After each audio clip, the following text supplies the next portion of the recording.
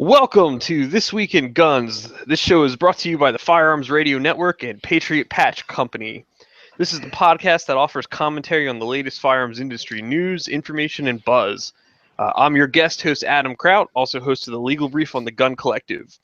You guys make this show possible. That's right, you. Simply click our Amazon affiliate link the next time you're shopping online, and a small portion of your sale goes to supporting pro-gun shows like This Week in Guns.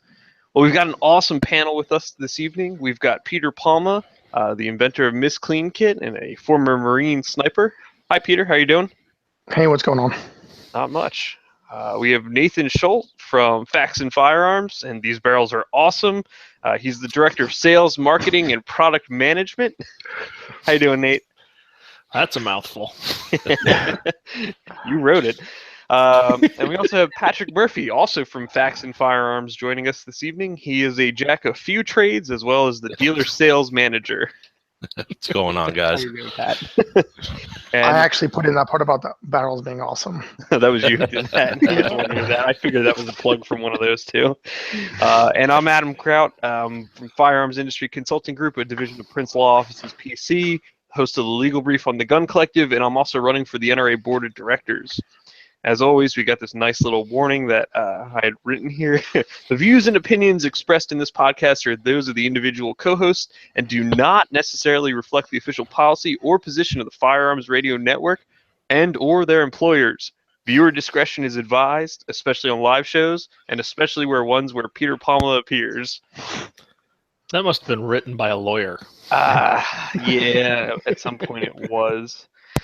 So if you haven't already, head on over to patriotpatch.co and check out the Patch of the Month Club. I don't have mine up here, but the patch this month was a sweet one, a Valentine's Day themed one between an AR-15 and an AK-47. So join that and get a limited edition patch every month. And also check out the Make America Badass Again pre-sale. T-shirts and patches are up for pre-order, and these are pretty sweet as well. So I look forward to having one of those appear in my mailbox at some point. With that said, we're moving on to this week's top stories, starting with the positive news. And as always, there usually just seems to be one story in the positive news section, which really must mean that there's not a lot of good things going on there.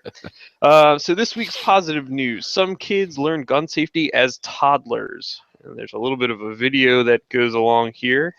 So what do you guys have to think about this one? I have a toddler, and I'm like on the fence whether I want to introduce him to the whole thing. It's like he's so cute and so cute. Like I don't want to like hand him a rifle. I don't know, but then the other half, I'd also don't want him to accidentally blow his own brains out. So I don't know how much of that is just rhetoric or. Yeah, it's one of those things. I mean, I don't have kids, but you start thinking about the future, and it's like trying to think of when you're going to know your child is ready to actually introduce them to this stuff. But I mean, we all know it's necessary. It has to happen. Any kid who is told just don't touch that, stay away, these things are bad, is always going to become more curious. I mean, it happens every year with lighters and kids burning down houses. So it's nothing new to any of us. I kind of want to teach him like cool life skills too, like how to like start fire with like a piece of flint, or how to like, make booby traps for if aliens come and stuff like that. So I kind of feel like it's part of like doing outdoor fun stuff. It's just like I kind of just want to put it into like one of the many things he should know as like a dude, like how to drive stick and how to like shoot a gun. But like, I don't know if it would be like completely immerse him. Do you have a rat behind you, Adam? That's a guinea pig. Oh, okay. Yeah, I don't know if I'd want to like immerse him into the whole chaos, which is the industry. That always seems to be one of the questions as to when is an appropriate time to introduce your child or to firearms. And it's obviously, from what I gathered, I don't have kids, but from what I've gathered from those that do and those that have learned about guns when they were kids, was it's age dependent. It depends on the maturity of your kid and your comfort level and any other number of things that are involved there. But I agree completely. I've got a year and a few months. My wife has it down to the day, but I know it roughly by months. she's not ready to play with firearms yet. Matter of fact, if anything, she's fascinated by them because daddy's fascinated by them. So it really depends on what the circumstances are. And you said their maturity, and every kid's going to be very different at the point in time they actually learn, hey, the parents know something. Yeah. So that's an interesting one. I mean, good for people teaching their toddlers and kids gun safety, but I think that's something that you have to figure out as a parent what's correct there. Yeah, and it's a big thing. I mean, I'm sure there's tons of parents out there who hate guns, want nothing to do with them. But I think they need to look at things realistically. They can't guarantee that their kid's not going to go over to some friend's house who that kid's parents have guns, and now they're curious. So, I mean, it's like everything. It's like all the other things kids learn about in school. You have to. It's a dangerous thing that they need to have respect for, whether you like it or not. And there's always those cool stories where like somebody breaks into the house. And Those then, are like, the the kid, so actually, inevitably this happens. Like, there was one I watched on YouTube because I was, like, in this downward spiral watching YouTube videos, like, of airplane crashes and things like this. And, like, the little girl, the first time she ever pulled the trigger on a gun was to shoot another dude. Like, he was, like, coming in, she was, like, in the bathroom, and he was trying to get in, and she shot through the door and shot a dude. So that's kind of cool. Like, Yeah. You know. So the Great American Outdoor Show opened its doors this past weekend. It's a great show that we get to host here in good old Pennsylvania out in Harrisburg. It goes through this weekend, and I'll actually be there Saturday and Sunday. If you want to come say hi, if you're a listener, I'll be at the Rockwell Tactical booth Saturday from 1 to 2, and again Sunday morning 11 to 12. I know John's going to be there Sunday morning, I think 10 to 12. And I'll be wandering around somewhere before and after then as well. So if you see me, please do say hi. But have any of you guys ever gotten out to the show? Been there to visit, but Okay. From the industry perspective, I feel sorry for the poor guys there. That is a long trade show. Yeah, absolutely is. The law firm usually has a booth there, and this year, just because of schedules, we didn't do it. But allocating the time and to stand there for 9 days is pretty brutal. Cool. So much camo. So, then I guess moving on from the Great American Outdoor Show, ATF white paper leaked. In the show notes, if you haven't seen it already, there's a full PDF text of the actual document. NFA-free suppressors, shoulder braces, and armor-piercing ammunition. Oh my! Nice comment there, Jake. There's a couple links also to the summary of the ATF white paper and the analysis, and how would ATF actually make that a reality. So, one of the things, I guess, for those that haven't seen it already, the white paper was a document written that wasn't for public distribution, and I'm sure it was intentionally leaked, but it is marked not for public distribution, and it was written by the deputy director of ATF. It almost reads like a job application, given the new administration and the fact that ATF hasn't had a confirmed director for some time now. So what do you guys think about the points that he brought up in this paper here? Well, I guess we can start at number one.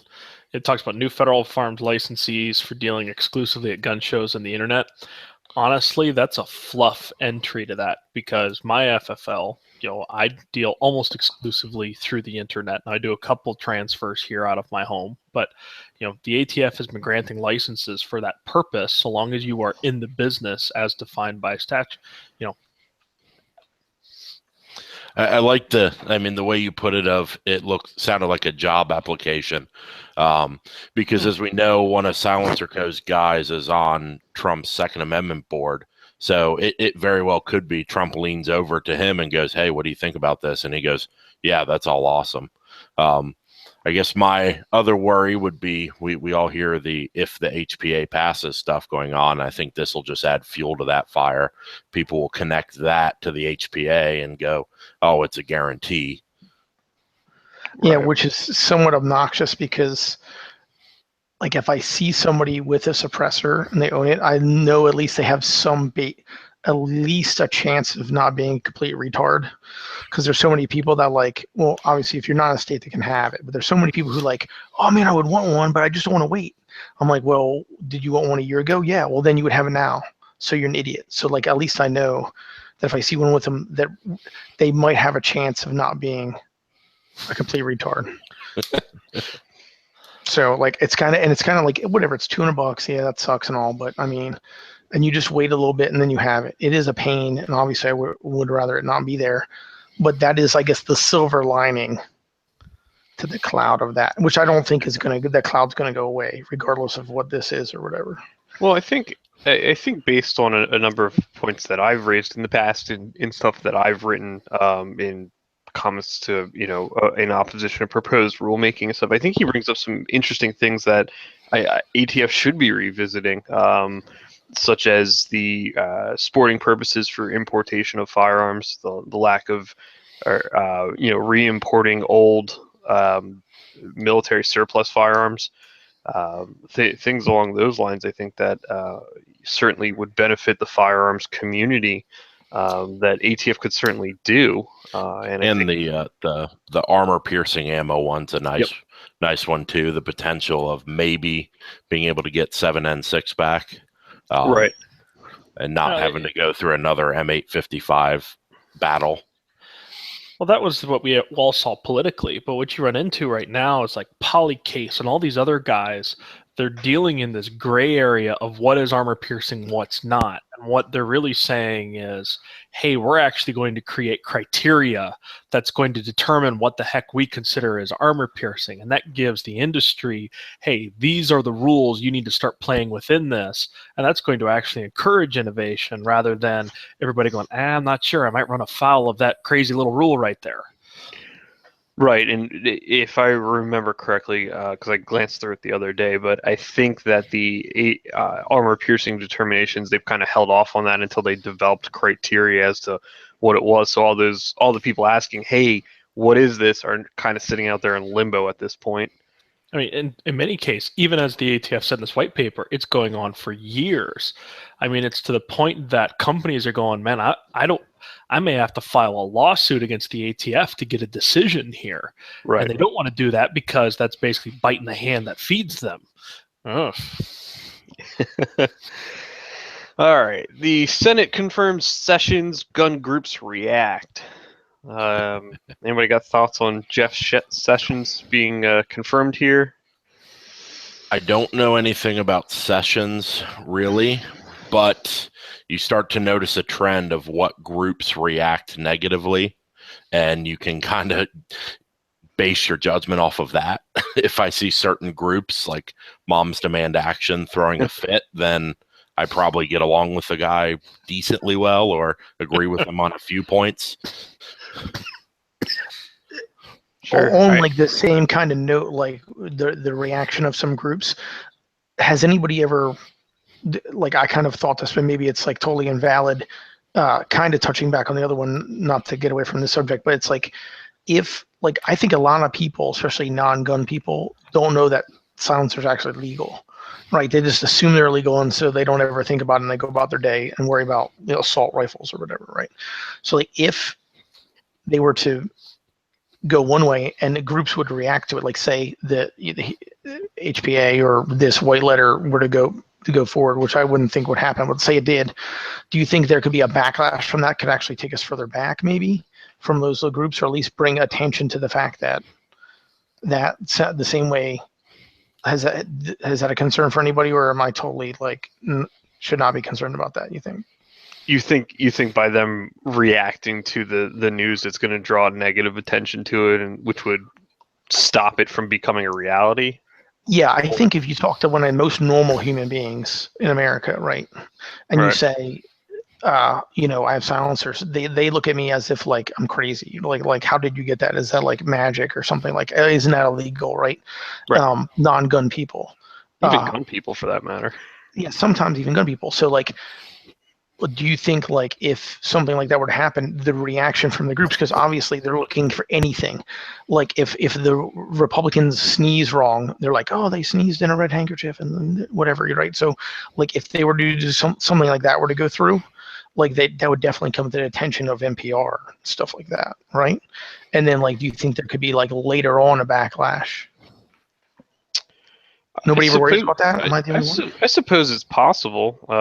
I guess the question is it something that's probable though? And that I couldn't tell you. Hmm. Oh. All right. Gun advocates arrested carrying rifle into Dearborn police station. I actually have not watched this video mainly because I saw I guess the screen capture from the YouTube video or whatever, and just decided that I wasn't going to waste however long of my life to watch that happen. My understanding is they somehow walked out alive. Unfortunately. What did you guys what did you guys see in that video? I mean, there's legal, and then there's use some logic, and I did watch the video a few times, and you can, if you look closely as they walk into the building, which the main guy is in a plate carrier or soft body armor. He has a ski mask on and glasses on, with a AK or AR pistol slung across his chest. He walked in that door. And when he walked through the first door, he had his hand on the grip of the gun with his finger off the trigger, but he was holding the grip of that gun. I mean, it seemed like he looked like a wanted terrorist to be target. a martyr for the open carry cause. And I want people to carry guns, but there's a line between hell yeah, exercise your rights, and you're an idiot. And I think he didn't just walk across the line; he danced on it. So, I mean, based on, like I said, what I had read about it in the screenshot, I think that individual was certainly playing with fire. Would have been, I guess, a kind way to put it. But it seems to me that was a pretty stupid thing to do. Think about it like this: I'm in Starbucks, and a dude with a plate carrier and a mask comes in with an AK. They're probably getting shot by most people I know. Right? Yeah. Right. Exactly. Yeah. And then you're going to be like, whatever, right? Then I would be like, yo, dude, well, I would think that I would be able to call you up as a lawyer, and that would be easily defendable, right? I would think you'd have a pretty good argument there that you were in fear for. Yeah, that's the big thing. Your life when somebody walks in the door like that. The requirement in most states is a reasonable person would be in fear for their life. Well, I mean, that's to say what Jeff just said is put it in a different scenario. Guy walks in, armor, slung rifle, and a mask, trying to hide his identity. I'm not assuming you're here just for a cup of coffee. Wait, you mean you don't go to Starbucks all armored up every time? I don't go to Starbucks.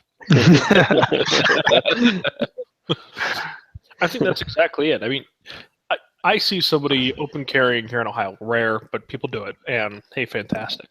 But I see that on the hip, and I immediately assume that's a defensive posture. If I see somebody walking in with soft body armor and a long gun, especially if it's across the front and not across the back, I'm immediately assuming that's an offensive posture.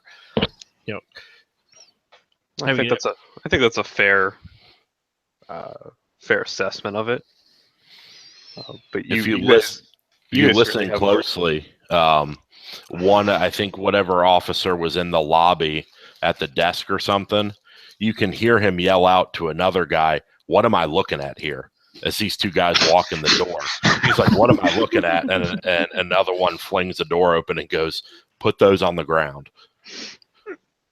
It's like the bad guy Target walked in, like the paper Target you buy. Yeah. That's what he looked like.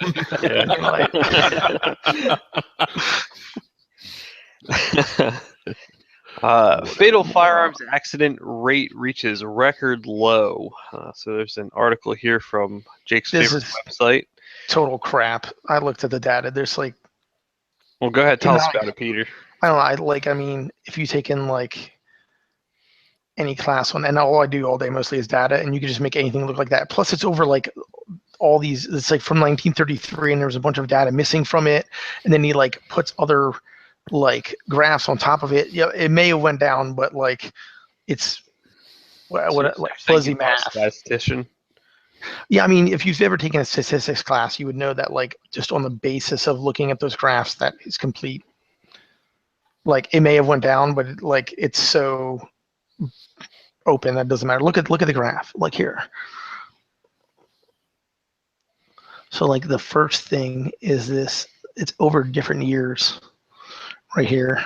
I don't think it like explains that much. Maybe people are safer now, or firearms are safer. I don't, what's the thesis statement of it? I don't get it. I don't know. Yeah. I don't know either, but it looks like he does say he uses 3 different data sources, calculated rates using census figures, and some other things. So as to the I guess the validity of it, I don't know, but you make some excellent points. Yeah, if you go by the assumption that his data is correct, if you're accepting that, I mean, it obviously looks good because you can stick another graph next to it that shows the upward trend in firearms ownership and the downward trend of accidental gun deaths. Now, that is granted that base information is correct. I think it's a great thing for us. Well, the one piece I heard, I can't remember who said it ago, we said firearms are safer now. I would say no, they're not. Safeties are different, but they're still typically 1 click and boom. And in the case of a Glock, no clicks and boom. What you do have, I think, is a statement towards our culture, is that typically when somebody buys a firearm now, they're starting to get educated by it, and they are given some kind of training. I mean, even in a local retail store, the guys typically run down, hey, don't click this safety off before you pull the trigger, whereas 25, 30 years ago, it was, here's your gun, here's your ammo, good luck. I mean, I think that's probably part of it, but guns are safer. It's not like we have Japanese Nambus where you like touch the outside of the gun and it goes off, or like those 708 specials. Yeah, I mean, we also have better lawyers, I suppose. Maybe that's part of it, right, Adam? Yeah, I don't know. I'm not the guy to ask about the lawyer stuff. It's after 5. Yeah, so I don't know, that one's and that's an interesting point. I mean, there's a whole lot of different I guess things you could point to for the reduction in that, but I don't know if the statistics there, the way he put them together. And you could tell within the first paragraph that it's biased, and then like the statistics back up is biased. Guns.com. Of course. I know. I'm the same. I call bull crap. So Forbes has an interesting article here. Gunmaker reveals what Trump's presidency means for his business. So it looks like Forbes sat down with Daniel Defense and spoke to Marty Daniel about the, I guess how he got to where he is, and the presidency and how that may affect him. So it was an interesting interview. I read the first page, didn't make it to the second yet, where he actually talks about what the Trump presidency means. Well, actually, it's not that long, but what it means for his business. But the one thing that did kind of stick out in the beginning was that he has said previously that we weathered economic ups and downs in the firearms industry, and I think we're going to see generally for a lot of firearms manufacturers the next, depending on how the midterm elections go and the next presidential election, I think we're going to see a lot of them in a place where they're either going to be driven by innovation to survive, or they're going to just sheer size is what's going to keep them afloat, because that fear factor isn't there anymore. Go. I think there's a little bit of that.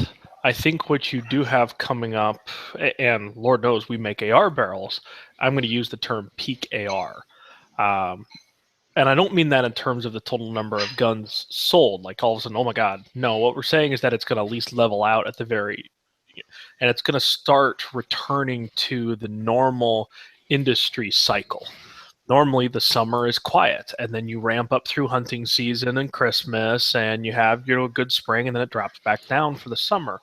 And I think what the industry is really bracing for is just a return to normal and seeing what kind of correction is going to happen this summer, especially with now that, as you said, there's no fear factor attached to it.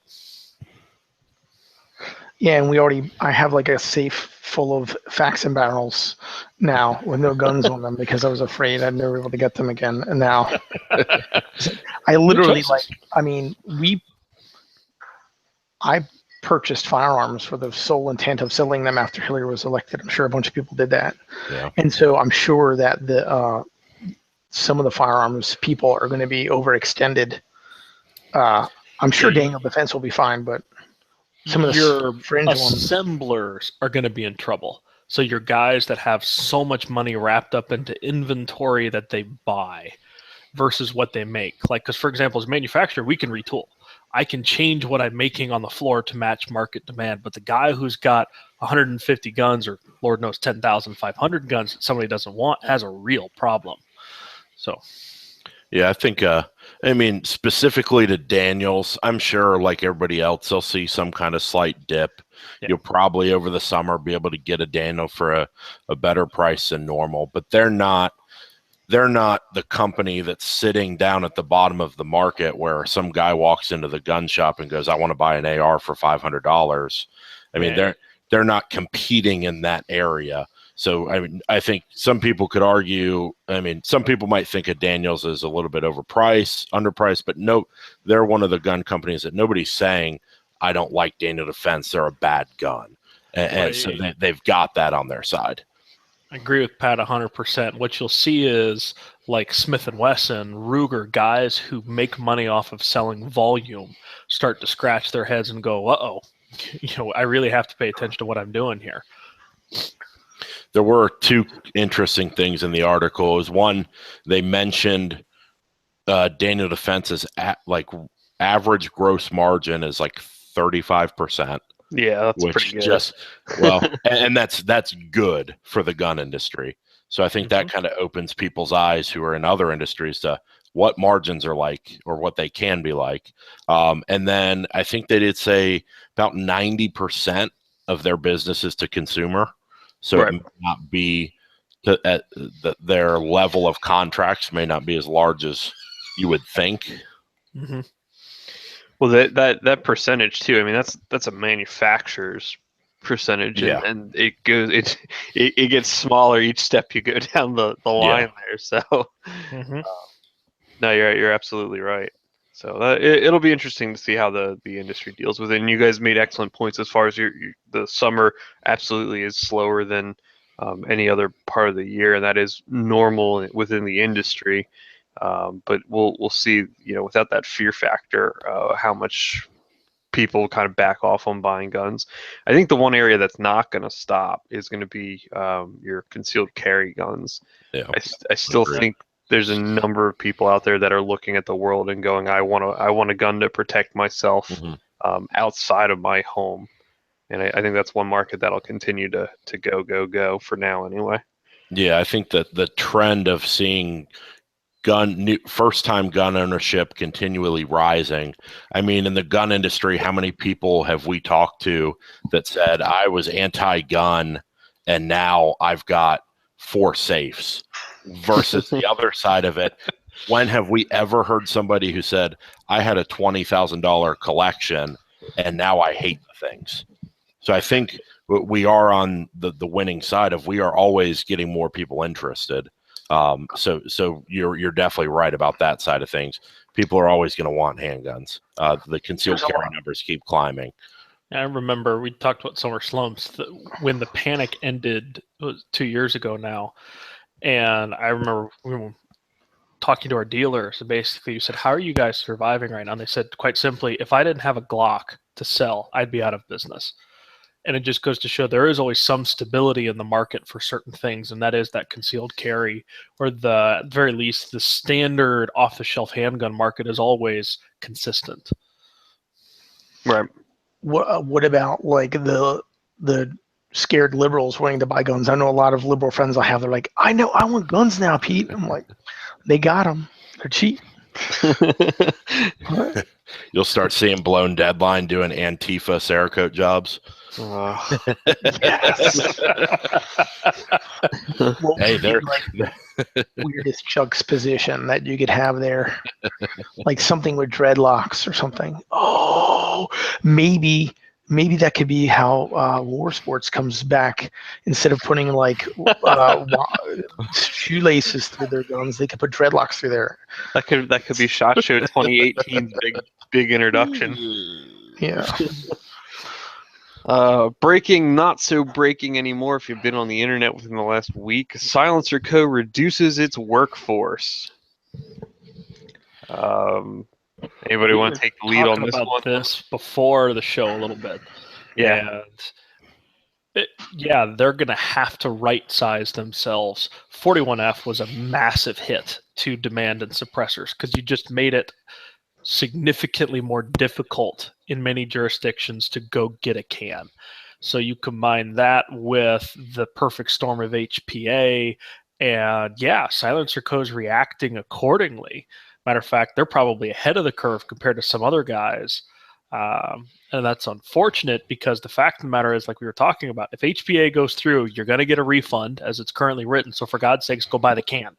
So what I think, and in the article here, we see it in the, I guess, the offset text, the quote box there. But I think one of the things that people also need to understand is Silencer Co. owns all the machinery. They have a huge manufacturing facility. So unlike other manufacturers who may contract with the machine shop under a variance to actually produce the product to their specs, they got machines they got to pay for, and they got to pay people to stand in front of the machines, and they got to pay for the machines, pay the person to run the machine, they got to pay the materials and all that stuff. And if you're not selling product, that becomes a very expensive proposition very quickly. Mm-hmm. Maybe I can hire them. I need some machining done.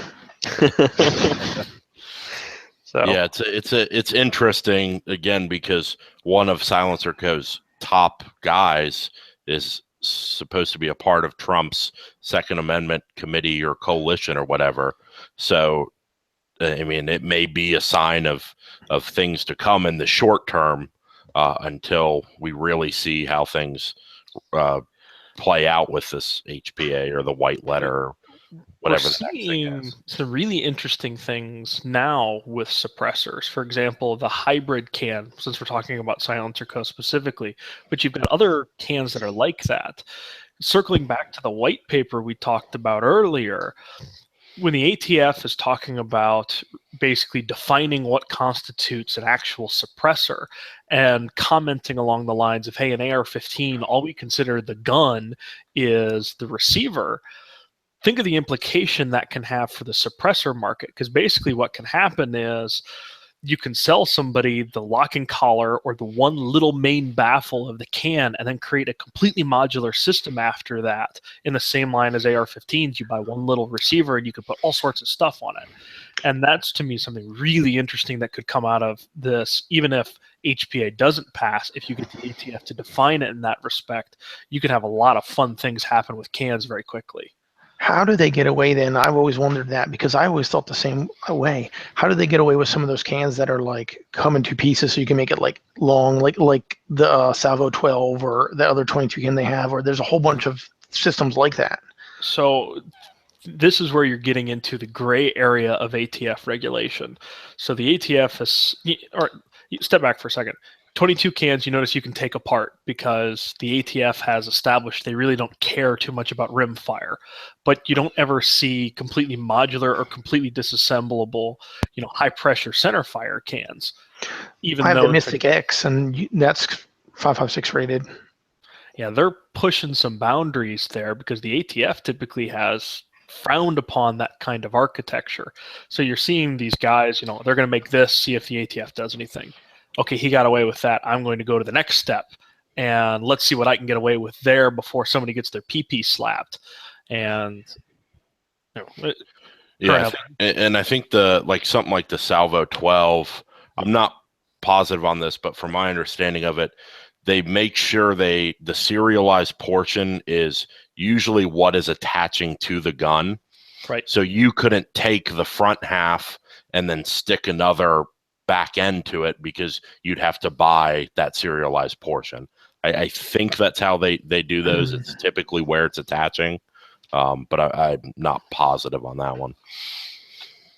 That would make sense because I just looked at parts of the some of the like the Mystic X, for example, I have, and I'm like, man, maybe it's just a manufacturing thing, but like they must have made it very purposeful so that it couldn't be used in any other format other than in one piece. You know, it comes apart for maintenance, but there's no way you can even attempt to use any of their parts other way. And it almost seems like a poor design, but they've probably actually really well thought out design legally.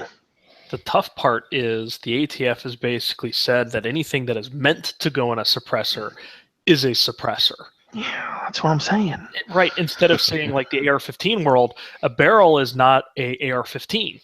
But we state that a baffle is a suppressor. Huh? Yeah, that's what I'm saying. Yeah, whatever. Pledge your support for this show. You can head on over to firearmsradio.tv/pledge. Pledge your support, and at the after show level, you get to hang out with us after the show, every other episode. So you can pledge your support for This Week in Guns and come hang out with the hosts every other episode. The Russian Kalashnikov group adds 1,700 jobs due to exports.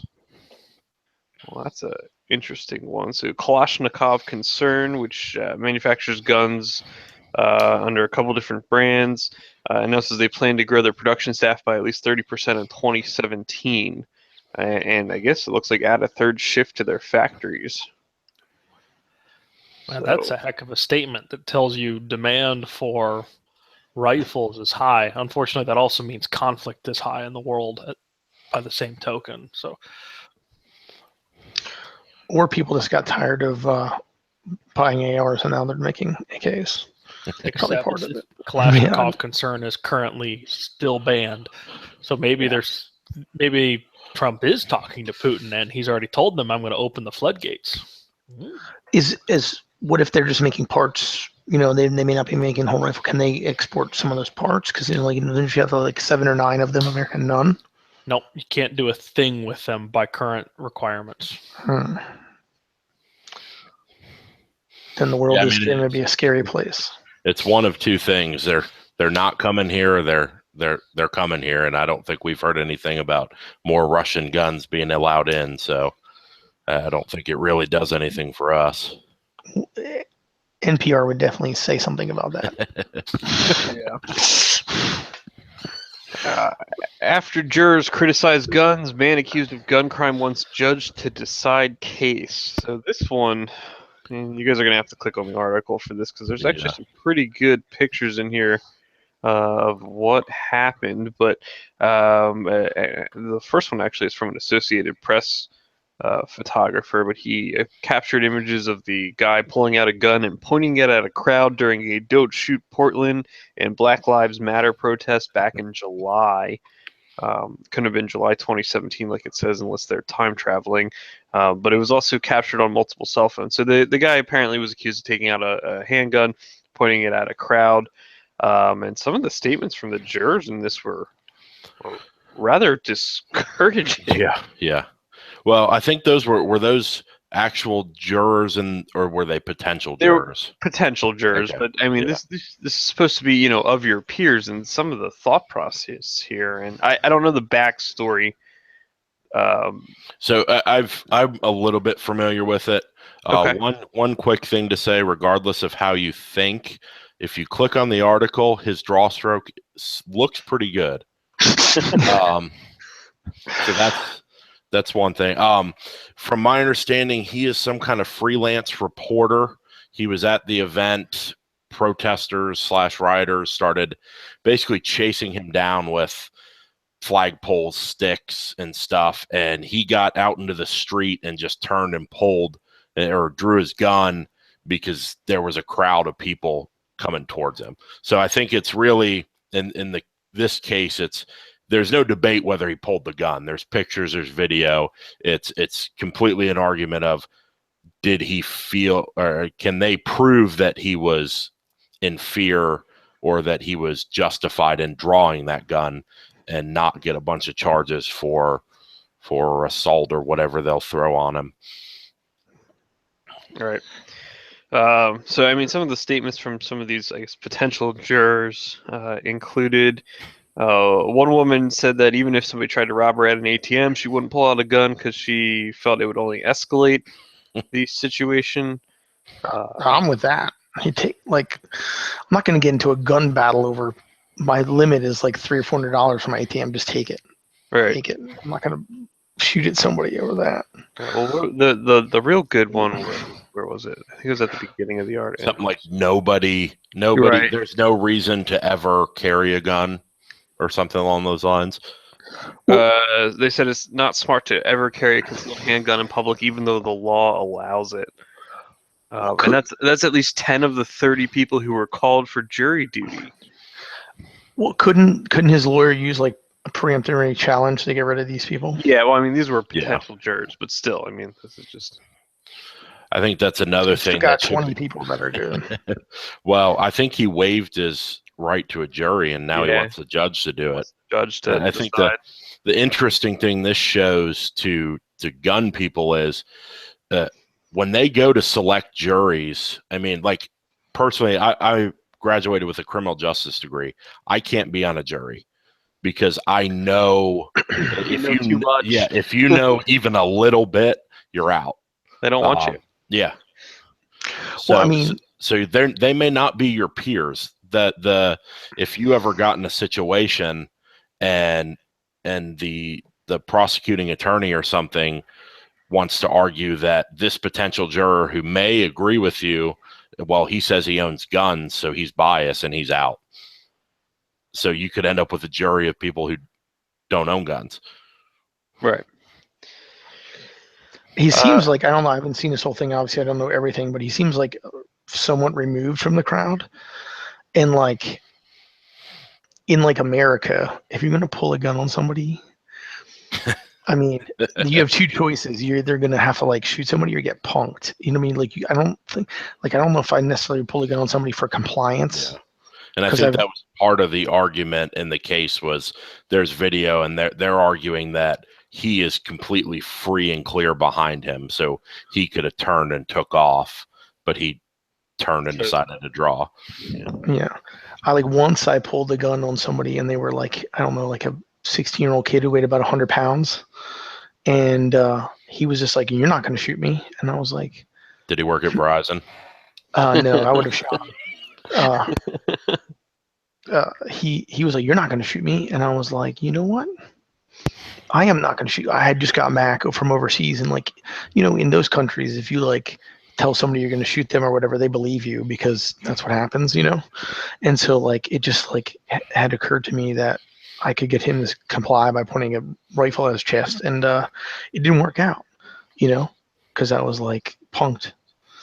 And like, it was either like go to jail forever or like just be like, all right, dude, well, I guess whatever. So I'm not in jail, so he's alive. But I mean, that's the last time that was like a lesson in like, you know, unless you legally can pull the trigger, it's probably not a good idea to pull your gun out. That's probably true. The theft ring of McCarran workers who stole guns out of checked bags, the police department says. So police out in Las Vegas are investigating a group of employees accused of stealing valuable items out of passengers' checked bags before selling stuff at local pawn shops. I'm surprised it took this long. It seemed like blatantly obviously that it was going to happen. Like when you check guns, there's like they put it on the, you know, or they used to put it on the thing, but you could so it has to be in a hard case, has to be locked. I mean, so whatever is in a hard case and locked, either golf clubs or some dude's guns. Yeah. Free guns. And you have like access, and you like, you know, when you work at a place, you know exactly where the security cameras are, so you can go jack off in the corner without like anybody bothering you. You know what I mean? And so they know the same thing. You know what I mean? Like they know where it's good to like sneak the guns out and sell them. Right. They work at an airport. You know what I mean? It's not like not rocket science. That's the other thing is, I mean, these were like subcontractors of a Legion or something. Like all this means is they don't have a criminal record or didn't have a criminal record when they applied. Like they're not like CIA level of vetting done to these people. They just run a background check. You don't have any arrests. Cool. You got the job. Yeah, I mean, there's people who work in the airport that like make Chinese food. You know what I mean? Not saying that I love Chinese food, but I mean, it's like if my job was to make Chinese food and that was it, I might think about stealing some guns. Danish student who killed 100 ISIS militants has a $1 million bounty on her head and is treated as a terrorist. So this young lady who was 22 apparently smoked a lot of ISIS dudes over in Syria and Iraq, but's been shunned since she's come home to Copenhagen. Oh no, shunned in Copenhagen. Yeah, so I guess she's having a tough time adjusting to life since she returned home. Why hasn't she just moved to Israel? The supposed tolerance of those who are tolerant. Alleged. Mm-hmm. There's a video at the end of this where like shows how they're teaching children how to like, you know, be child soldiers in essence, and like ISIS is really like up their quality of videos and stuff like that. Like this one's pretty. I mean, they're shooting at like dummies, but they have some other ones I've seen where it's pretty rough. So, you know, I don't see how somebody, especially of a female, who in some of those countries aren't treated with the utmost respect like that they would demand here. Like a country like, I mean, I don't understand the disconnect between, especially treating a woman like this who's allegedly saved people that were in sex, like being used as sex slaves, to a country where like women probably have more rights there than here. You know, like I don't understand the disconnect. I feel like I'm taking crazy pills. Like how do they not see that? Yeah, like they're treating this like 22-year-old girl like she's like Vietnam soldiers came back being treated like, and it's like, well, I don't get it. Are we not all on the same page that ISIS is bad? Apparently not. Let me send the Danes some videos I have because they're pretty rough. Yeah, HD and everything. It's crazy. Well, I'm offended. Not necessarily me, but the stories in the I'm offended section usually tend to offend somebody. So the first one we got here is a Big Five store manager who quits after being forced to sell a gun to a man she found threatening, the lawsuit alleges. So the backstory on this is apparently this woman, guy came in to purchase a firearm. He passed a safety test that they instituted, but stormed into the restricted area of the store when she was processing his payment, retrieved his ID, credit card, and left. And then apparently became just a problem child after that. And I guess she quit after this and is now suing for wrongful termination and some other things. She quit. Yeah, I don't think the article says her resignation. She has to be transferred to a different store. Her request was denied, and she resigned. Oh, if you were to take what she said into like if that were true, because we're really only hearing one side of the story in this article. I wouldn't have sold the gun to the guy either. I've been like, you take your money back, I'm not selling you the gun, because, you know, I'm not going to sell an irate person a gun right in front of me. You know, that's your right to do. And she's the manager.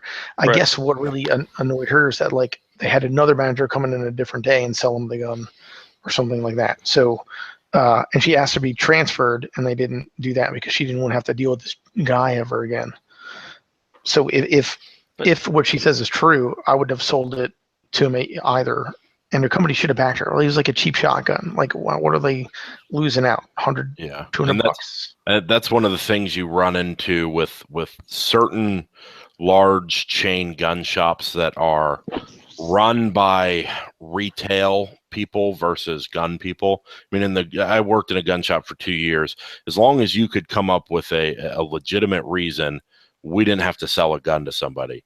But that person comes up with Yeah. You need a legitimate reason. I mean, my briefing with my IOIs for all my FFLs, they look you square in the eye and they say, you may terminate a sale for any reason at any time.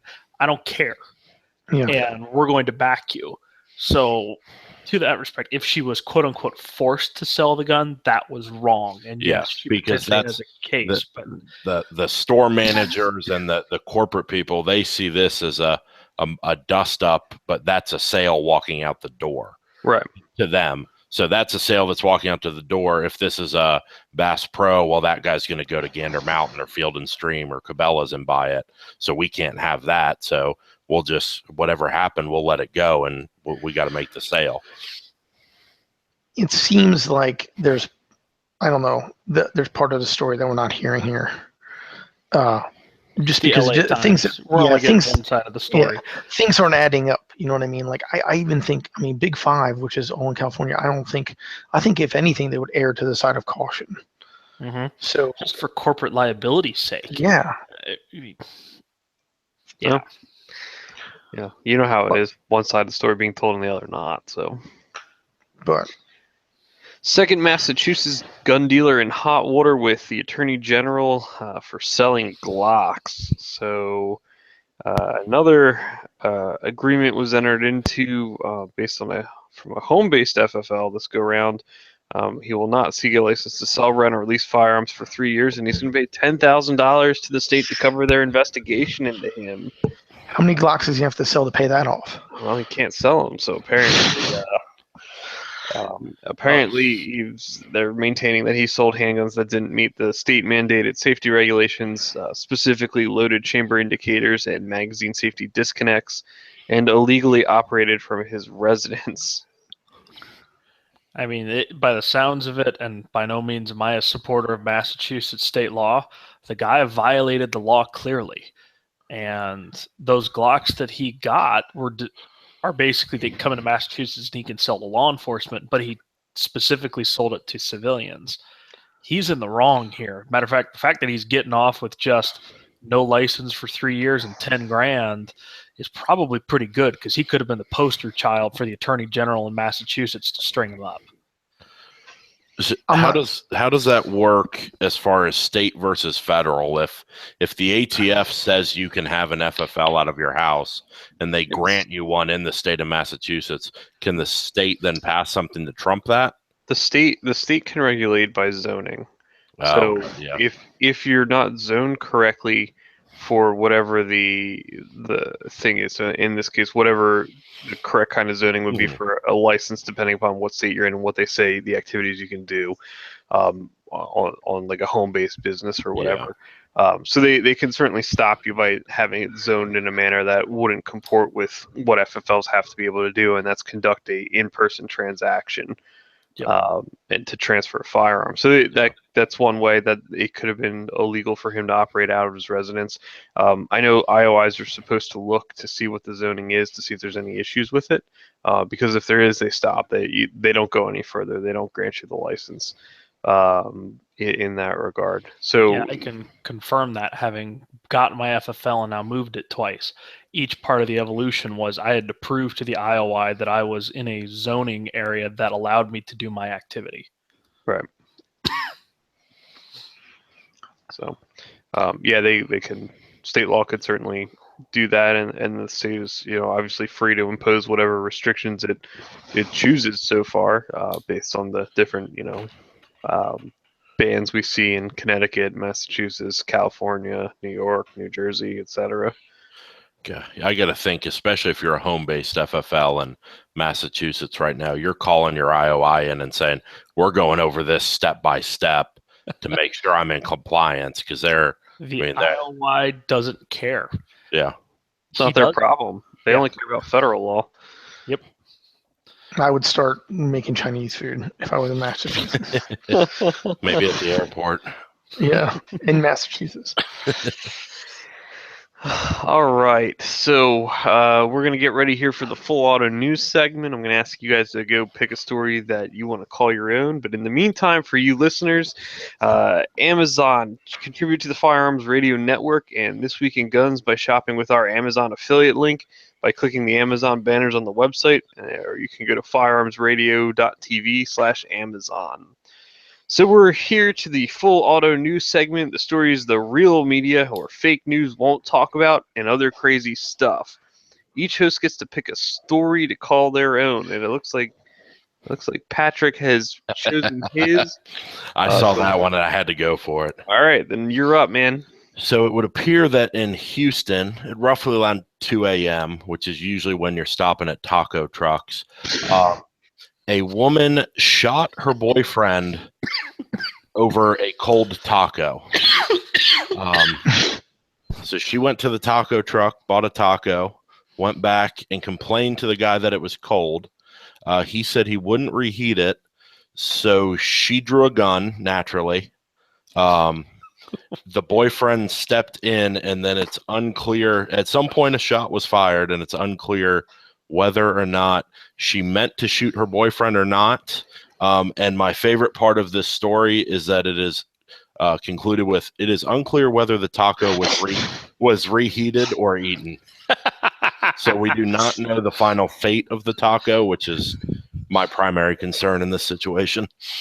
I don't even know what to make of that. All right. Peter, looks like you've picked out one. Yeah, Trijicon knockoff's getting better. Hold on. I call bullshit because that is literally my story. Time Oh, stamp. I'm sorry. Okay, I'll No, pick I a actually different one. wrote that story. That's why I was saying. Oh.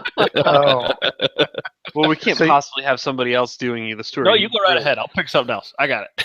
Wait, no. I have this other one here, which is kind of goes along with something I you said. want to do, Nathan? Okay, fine. You do that one because obviously you have more information than me. This one right here. What is it? I hope he reads the article verbatim. In the most monotone voice I possibly can. All right.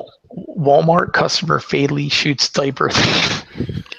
I shouldn't be laughing at people dying. One of you two go. Yeah. So, like, apparently what happens is these, let's just call them degenerates, are like going around like robbing all these places, and they stole a car because the car they had was stolen, and they go into Walmart. They literally just fill up like 2 things full of diapers, and then, which annoys me because they have to buy diapers, and so like, and then they go out to put them in their car, and then like an employee comes over and is like, yo dude, like, hey, you're stealing all these diapers, and obviously they're like, yo, we don't know what you're talking about, these aren't even my pants, right? And then like some dude comes over with a concealed carry. He's like, oh, wow, it's a concealed carry, I'm gonna fix this. Boop, boop, boop. And then like the guy, allegedly the one guy pretends to go for a gun or something, and there's a shootout, and they kill the one dude and shoot somebody else, and then they drive the car off, and it smashes into a bunch of stuff, and then like they're like, dude, who cares if somebody's stealing from Walmart? Like, what, you're gonna get into a gun battle with somebody over like what? They have insurance. They have all this. Like, you can like potentially die in a Walmart parking lot because you like want to intervene between like them. Like, I don't understand like how you could like. They're not even stealing your diapers. They're not even your diapers. I know. You just want to like shoot, like you could die in a parking lot of Walmart. To like be the hero. I saved the diapers of Walmart. Like, what are you thinking? Now that I just make my own, I'm just gonna say I don't think the majority of people carrying guns should even be carrying guns. Like what are you? Come on, dude. This is what happens. I think what's interesting is that the employee went out there to confront them, because I would have been fairly certain they would have had a policy of once they're out that door. Yeah, That's the second thing. The employee, dude, you're getting $7 an hour. I don't care about the diapers. Maybe Call he the was concerned police. about the cost of the diapers going up. Well, have you guys seen the stories, though, that there are Walmarts in various locales that police are permanently stationed at because they just get so many arrests for shoplifting? Yeah, Baton Rouge. Like, there's a dude there all the time. In the South. That's what it's called. So was there actually a shootout in this case? No. Definitely shot. Somebody got shot. Okay, well, I didn't know. Yeah. If He said the guy looked like he was going for a gun, and he just like opened up and like hit like just pretty much everybody. okay. So he killed the one person, and then like a little bit later, a juvenile female went to the hospital with a gunshot wound to the leg, presumably Yeah, I'm not a lawyer, but I don't think you can do that. Well, apparently the cops were like, whatever. What state is it in? I'm sure it's like in the South or something like that. If it's in the South, they're just like, yeah, it's whatever. Par Like, for course. Nobody There you died. go. No paperwork. Go home. No, he died. 19-year-old man was killed. Oh, paperwork. Yeah, and then so it's in Florida. So you see, it's in the South, so that's why Orlando. All right, Nathan. All right, so I will actually claim this as my own story. Actually, all right, it's Keith Ford's story. He's the head gun tech over at Brownells. He's a good friend of mine, and what he's been sharing a lot of photos with is dirtwads, assholes, and miscreants who are taking Timestamp.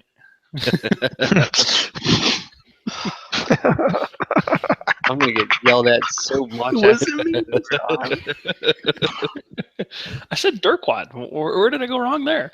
Anyways, so basically what these guys are doing is they're taking airsoft or replica MROs, aim points, and all these other things, and they're returning them to institutions and saying, yeah, it doesn't work, or taking advantage of the money back guarantee and then selling it and pocketing the rest. But the crazy part of the story is, if you go and you take a look at the photos that are being shared, is if you don't know what you're looking at, you can't tell that is not an actual MRO. So unless you know your exact little UIDs and exactly where it says made in the USA, from 5 feet away or from a photo that you'd see on eBay, you can get screwed pretty quick. So buyer beware. Buy from a reputable person or buy from a authorized retailer if you're going to spend money on quality optics. Yeah, man, that is really close. Like Yeah, I would have good. bought this and I would have known, because I don't know the ins and outs of the armo. I think what's interesting is if you look at the fourth picture there, the real one is on the right, and it has the made in the USA lettering that's raised on the body of the MRO, and the fake one lacks that. I have a fake cog, I call it. But now, granted, I got this a long time ago, and I guess the reason I picked this, or wanted to pick it before you took it because you wrote the article, is that, like, I mean, you can, at first you may not tell, but once you look through the glass, it's like immediately like, this is terrible, right? But those don't look too bad, so they're getting a lot better. But that fake cog was like $150, and it was like the TO1 NSN with the little backup sights on it. But yeah, this is and then there's no tritium in it. But like, yeah, that's been an issue with bigger places, Gander Mountain, Cabela, stuff like that. I've seen a bunch of pictures in primary and secondary of people buying like Glock factory mags, and then they'll swap it out with they'll swap it out with a mag pull. So you're getting a mag that's wow, and they're taping the back up. And I mean, to those employees, we all have encountered what a lot of the gun counter employees are like. So they're not catching the difference. They just scan it over at customer service or whatever, issue the refund, and they're done. No, they should get into a gun battle in the parking lot over that. Yeah, I guess for me the key point is, hey, it's one thing to do that. That's obvious and complete and total fraud. But these are companies that are ripping off the actual logos. They're ripping off the names. They're not just, hey, swapping it and being obvious with it. I mean, they're purposefully trying to duplicate this, and they're violating federal laws to do it. Well, you saw how much are they cost? $20. I mean, literally $20. You see that with how much is the fake at SHOT Show and SEMA this last year, where they're finding the people that are responsible or that own some of these companies where they show up at the trade show. They end up arresting them there. That's awesome. Yeah, the enforcement for it is difficult though, especially if they're operating overseas.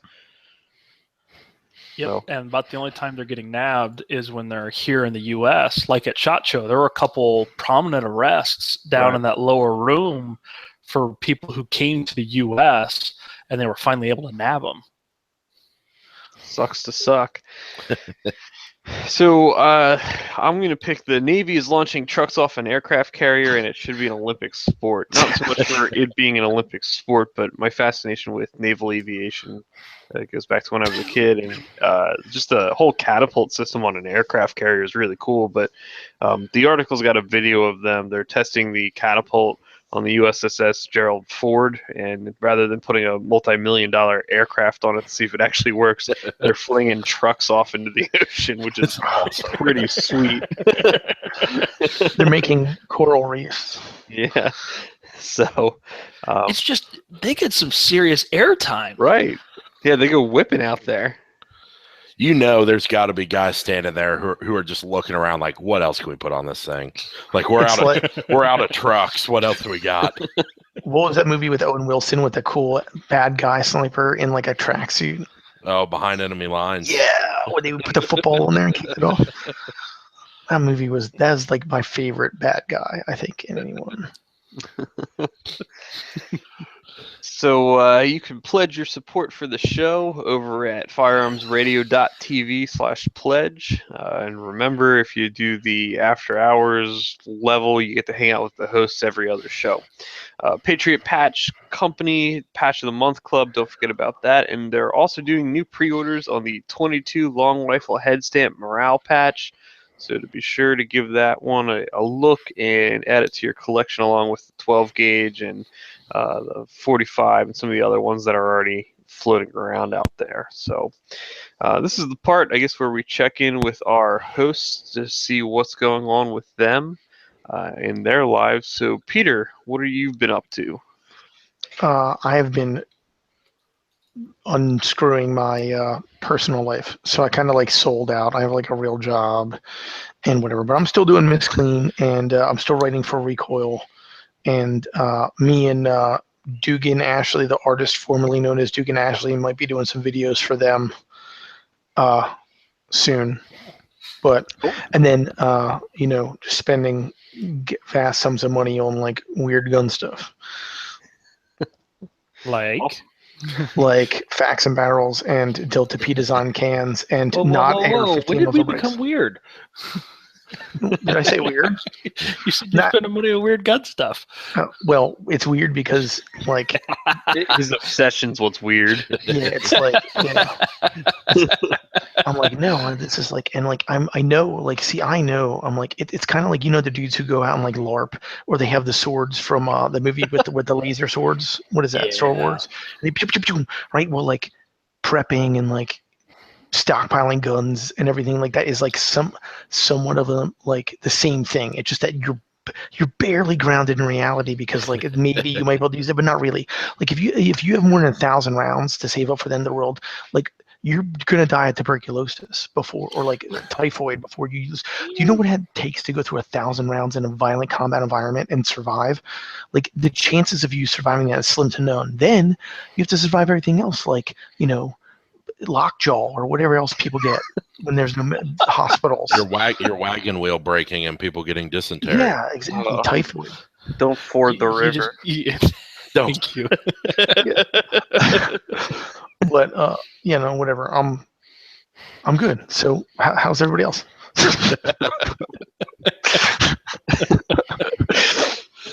So Pat, what's going on out there in Faxon land? Selling stuff, selling barrels, getting into some new interesting stuff, trying to diversify a little bit. As we mentioned earlier, we may hit a bit of a plateau with the AR world, but people are never going to stop buying guns. So, stuff like that. If anybody's looking to sell Faxon parts, just shoot me an email, pat@faxonfirearms.com. If you want to follow me personally, you could do so on Instagram. It's Pew Murphy, and you'll just see pictures of my German Shepherd puppy, Kiss and then that'll be about it. All right. And you guys are coming out with a new 9mm bolt carry group, aren't you? We are. You may have just got that email today. I did. That's why. Yes, very soon, very soon. Awesome. Like 2 weeks. Cool. Peter, real quick, where can people connect with you since I forgot to ask you that? MS Clean Kits on Instagram at MSCLEANKITS. Cool. Nate, what's going on? So, as Pat said, we're working on diversifying. I don't think we've in any way, or people are still buying more barrels than we can produce, but we finally have some breathing room to get out. Creedmoor and Grendel is coming. How about that? As well as Glock barrels are the fun part. But me, I've actually been selling guns, shockingly. I'm reducing the number of firearms I own. I had too many AR-15s, so I picked up like the 22 conversion kits, so actually whittling the collection down a little to what I actually shoot on a regular basis. It's called the diamond of firearm ownership, right? So you start here, and your first gun, you like whatever. It's a HK USP, and you think it's the greatest thing ever. Until you realize it's a giant piece of crap, and then you start keep buying. You just like every gun you see is new, and you buy them all. Eventually, you get to the point you're like, I have all of these guns, and like I don't shoot half of them, and I want the money in the other ones. So then you sell them, and then now you have fewer guns in quality. Or that higher quality, but they're better. And you got rid of your USPs a long time ago, and anything that says HK on it, that's gone. And Peter, I love you. You just defended my selling of firearms. I said that to the office, and I swear Pat and the rest of the sales team looked at me like, "You're nuts. Why would you sell a gun?" That's the people like you know what you're doing when you stop saying this. I'll never sell a gun. I'll never sell a gun, right? Bob Faxon is one of those. He literally just won't sell a gun. So. Well, because he's the millionaire. You know what I mean? I wouldn't sell either, right? So, I mean, I'm talking about normal people, right? And then but once you have a limited amount of resources, then you say, okay, I'm gonna make my guns better. But if you're the dude who has 300 M1 Garands, you're gonna die. Your wife's gonna sell it to some dude for a fraction of the price, and he's gonna go outside and he's gonna put composite stock on it and get all that rare ammo and just shoot it up into the sky like an idiot, blow up Tannerite, and you're gonna be dead. So you might as well just have one M1 Garand and then go to Cancun or something. Well, I've never heard it described that way before, but that makes a lot of sense. All roads with Peter end in "you're going to be dead."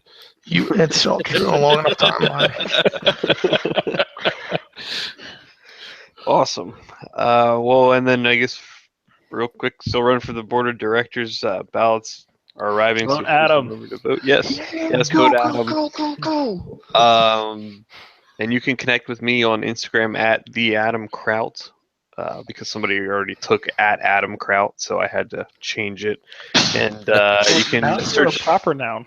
Yeah, you can find me the public figure page on Facebook, Adam Kraut.